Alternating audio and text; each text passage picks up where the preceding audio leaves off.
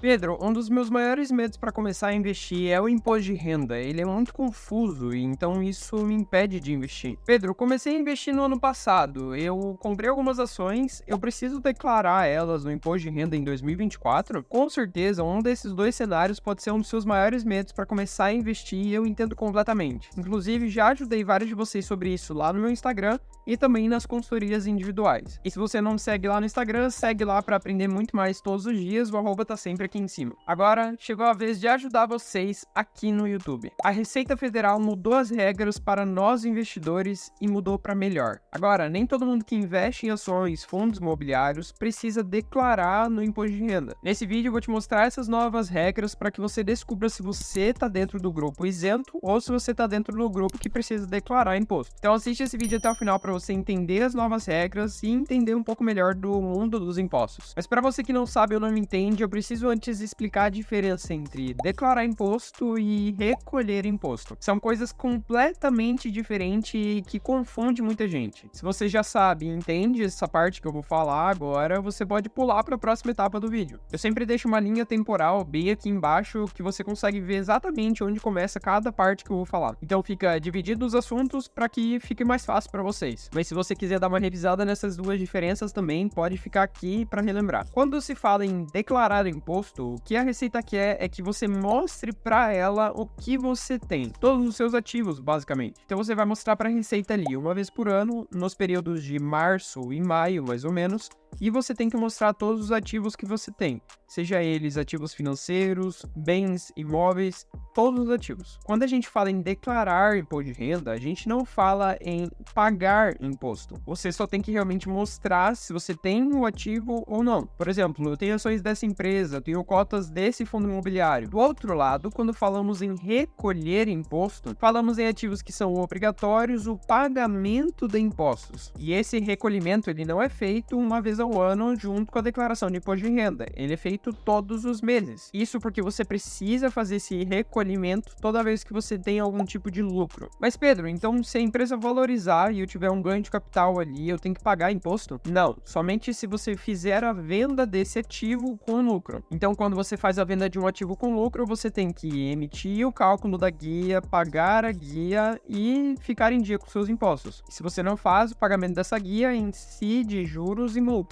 No vídeo de hoje a gente vai falar somente sobre a parte de declarar impostos e não sobre a parte do recolhimento e o pagamento dessa guia. Agora que você entendeu como funciona, eu vou explicar para vocês como funcionava antigamente. Em 2018, quando eu comecei a comprar os meus primeiros ativos, eu descobri na época, estudando, que qualquer pessoa, independente da quantidade de ativos, tinha que colocar na declaração de imposto de renda o que você tinha. Seja ela um ativo de R$10, R$11, R$100, não importa. Você era obrigado a declarar os ativos. E a Receita Federal, ela tinha como regras que se você não fizesse essa declaração, você poderia cair na malha fina e eles tinham um prazo de 5 anos para poder ir atrás de você. E isso com certeza impediu muitas pessoas de entrarem na bolsa. Justamente porque quem está começando já tem dificuldade em entender o mundo dos investimentos, ainda tem que ter mais dificuldade para aprender a parte dos impostos. É um trabalho extra que não vale a pena o pequeno dinheiro inicial da maioria das pessoas, principalmente para quem tem poucas quantias para aplicar todo mês. Então a Receita entendeu essa dificuldade e facilitou a nossa vida, principalmente para você que está começando. Só será obrigado a declarar quem vendeu mais de 40 mil em 2022. Sim, essa regra já está valendo desde o imposto de renda do ano passado. Não entendi nada, Pedro, me explica. Simples, se você tiver realizado vendas superiores a R$40 mil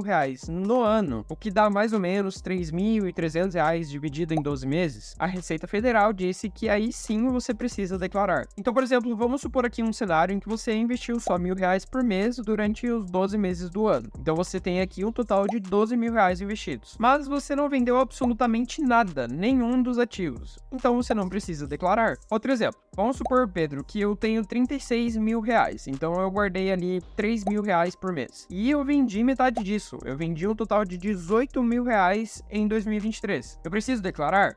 Não, a Receita diz que você não precisa declarar. Só passando de R$ 40.000 de venda no ano que você vai precisar fazer a sua declaração. E esse valor, ele é para ações e fundos imobiliários. Não é R$ 40.000 para ações e mais R$ 40.000 para fundos imobiliários. É a soma dos dois. Teve lucro sujeito a incidência de impostos. Essa regra vale para pagamento de DARF. Pagamento de algum imposto, seja ele superior a R$ 20.000 em ações ou alguma guia que não estava dentro da faixa de isenção de fundos imobiliários. Aqui você precisa sim declarar. Pagou o DARF, precisa declarar. E a Receita Federal ela fez isso, alterou os impostos aqui, porque entrou muitos investidores novos nos últimos anos. Investidores esses que investem em pequenas quantias. Ou seja, facilita esse trabalho para os pequenos investidores e também facilita esse trabalho para a própria Receita Federal. Então, se você vender ações e fundos imobiliários ao longo do ano, de um total passando ali de R$ 40.000, você precisa declarar. Se você não vendendo nenhum ativo, você entra na regra e não precisa declarar. Se você realizou a venda de ações e fundos imobiliários de mais de R$ 20.000 no mês, você precisa declarar. Caso você tenha tido prejuízo, você pode abater com o lucro que você teve. Isso, ações com ações e fundos imobiliários com fundos imobiliários. Lembrando que essas regras são para ativos da Bolsa de Valores, então ativos de renda variável. Outra regra muito importante é, se você até o último dia do ano de 2023 não possui posse, propriedade ou qualquer tipo de bem com valor maior de R$ 300.000, você também entra na faixa de isenção.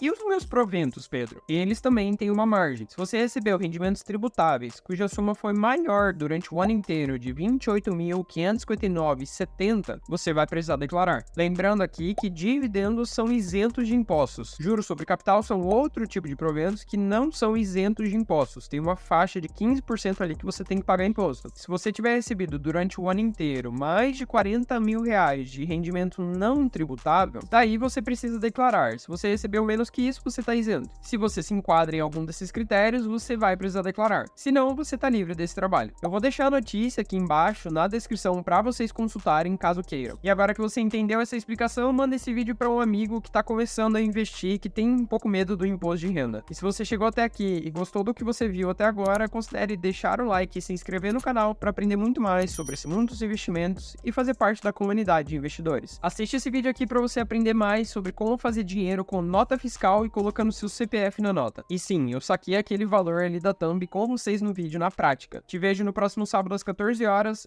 e tchau!